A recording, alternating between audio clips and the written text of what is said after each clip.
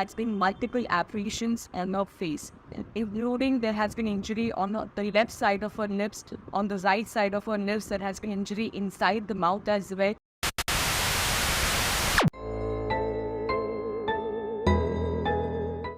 Hai Sob, kembali lagi nih di Anti Klimaks bersama gue Fajar. Makasih banget nih udah ngeklik video ini.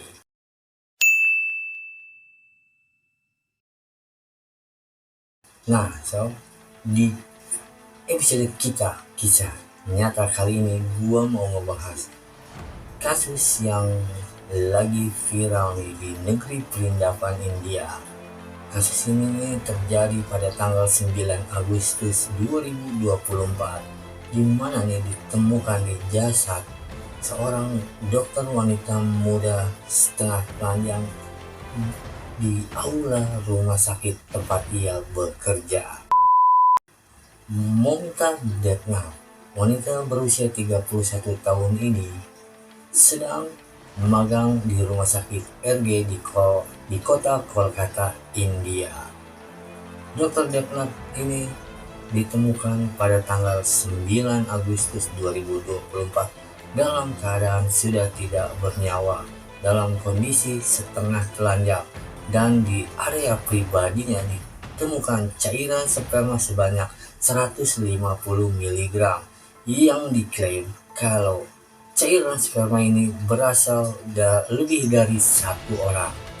Berarti si dokter Detnav ini pada kejadian menjadi korban pemerkosaan massal atau beramai-ramai Sob, yang diduga pelaku lebih dari 17 orang. Gokil banget, gimana nggak meninggal ini dokter? 17 orang Sob, ya kan?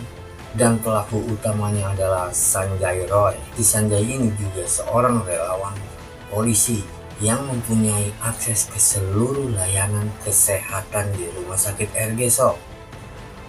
Dia juga bertugas di pos jaga di dekat Fakultas Kedokteran dan kerap bertindak sebagai perantara bagi pasien yang dikenalnya, ya kayak calo gitulah.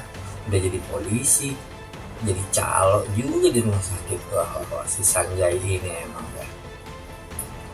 Dan polisi juga menemukan konten pornografi ini di handphonenya si Sanjay.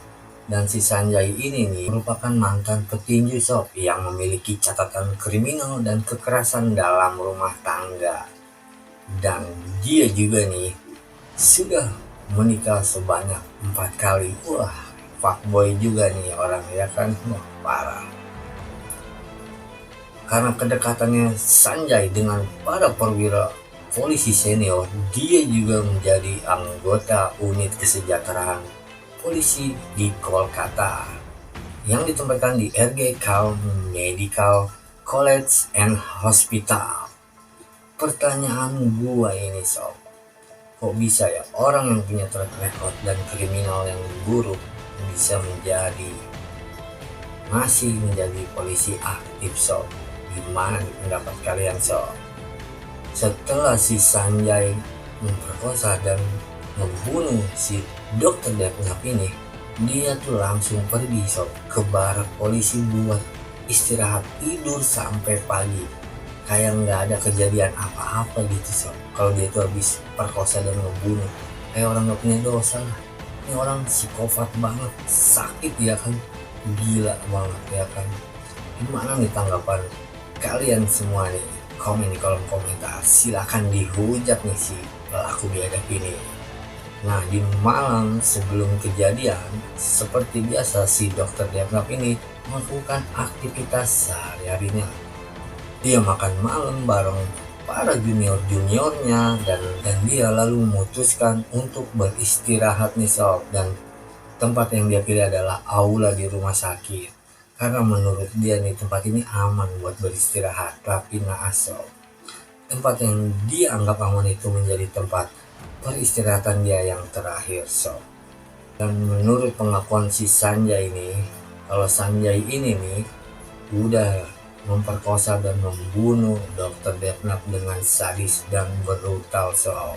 Dan tuduhan ini juga melibatkan ke beberapa pelaku lainnya, dan salah satunya adalah wanita yang menjadi kaki tangannya nih si Sanjay sob.